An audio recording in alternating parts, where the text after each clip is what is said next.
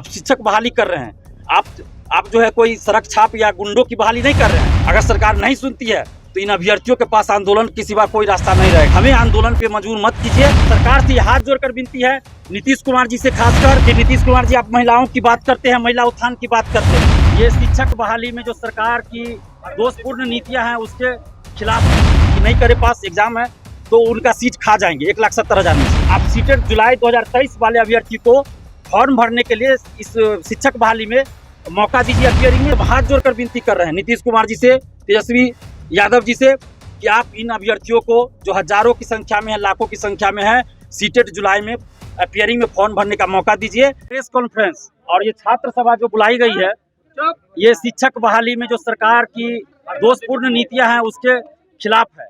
और इन शिक्षक अभ्यर्थियों की मांग है, हमारी भी मांग है इन शिक्षक अभ्यर्थियों के समर्थन में कि सीटेट जुलाई 2023 अपियरिंग वाले को इस शिक्षक बहाली बीपीएससी में फॉर्म भरने का मौका दिया जाए। ये लोग नौकरी नहीं मांग रहे हैं कि हमको ज्वाइनिंग लेटर दे दीजिए, ये लोग सिर्फ इतना मांग रहे हैं सीटेट जुलाई वाले कि आप फॉर्म भरने का इनको एक मौका दीजिए। चूंकि ये बहाली बीपीएससी से हो रही है और बीपीएससी की परीक्षा होगी, उस परीक्षा में जो मार्क्स लाएंगे उसके आधार पे, उस मार्क्स के आधार पे मेरिट बनना है, न कि सीटेट के मार्क्स पे या फिर बीएड डीएलएड के मार्क्स पे।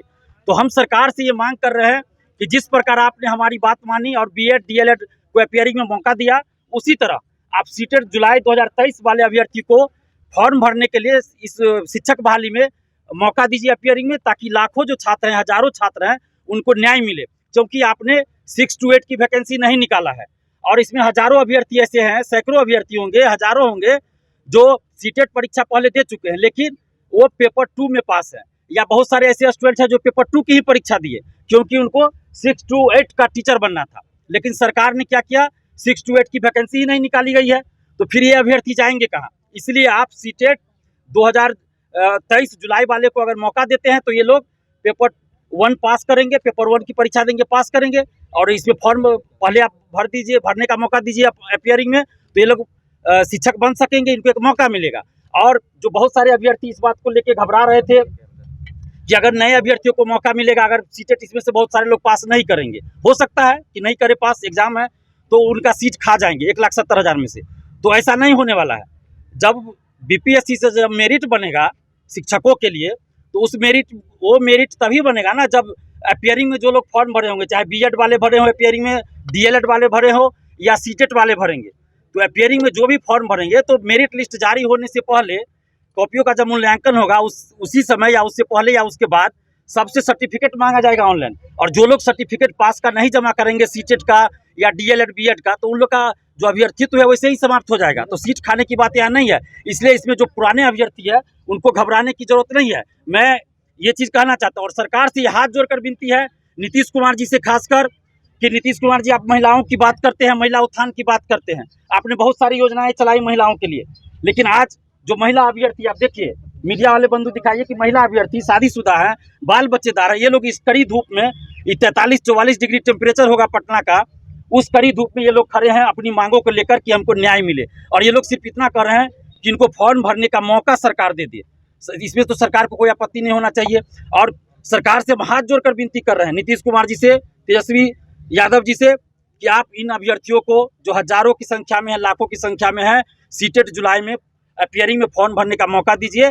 क्योंकि तेजस्वी यादव जी, आप युवाओं की बात करके सरकार में आए हैं, नीतीश कुमार जी आप महिलाओं की बात करते हैं, युवाओं की बात करते हैं, तो आज महिलाएं, बिहार की बेटियां सड़क पे हैं, इतनी कड़ी धूप में खड़ी हैं, तो उनके साथ आप न्याय कीजिए और सीटेट जुलाई 2023 वाले को अपियरिंग में आप फॉर्म भरने का मौका दीजिए। साथ ही सरकार की जो नियमावली है जिसमें कई खामियां हैं, उन खामियों को भी सरकार दूर करे। जैसे नियोजित शिक्षक को उन्होंने कह दिया कि हम एग्जाम लेंगे, 6 to 8 की आपने वैकेंसी नहीं निकाला तो फिर आप 6 to 8 में प्रमोशन कहाँ से कीजिएगा।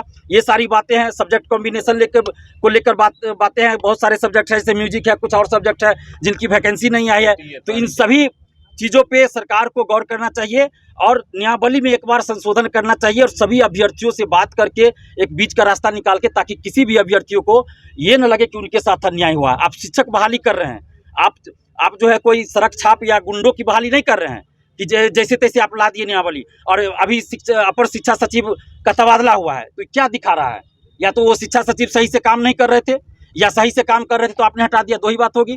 तो इस तरह से कैसे चलेगा व्यवस्था?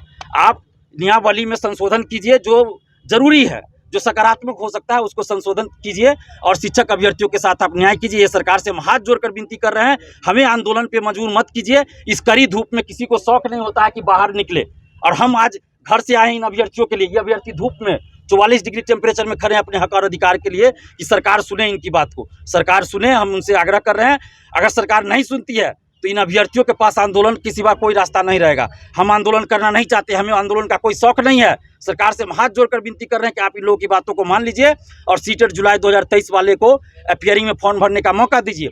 साथ ही 6 to 8 की वैकेंसी आपने क्यों नहीं निकाला, क्या इसमें है नहीं, स्पष्ट कीजिए। सब्जेक्ट कॉम्बिनेशन को लेकर आप स्पष्ट दिशा निर्देश दीजिए। बहुत सारी चीज़ें हैं, जैसे EWS का सर्टिफिकेट को लेकर मेरे पास फोन आ रहा है, उस पर आप स्पष्ट कीजिए क्या चल रहा है, नहीं चल रहा है, सब्जेक्ट कॉम्बिनेशन। तो इस तरह से सीटें खाली रह जाएगी। अगर सरकार की मंशा है कि 1,70,000 सीट हम भरे, तो सरकार सीटेट जुलाई वाले को मौका देना पड़ेगा, नहीं तो सीट खाली रह जाएगी।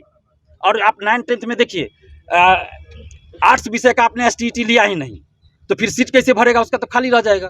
तो यानी कि 1,70,000। हाँ।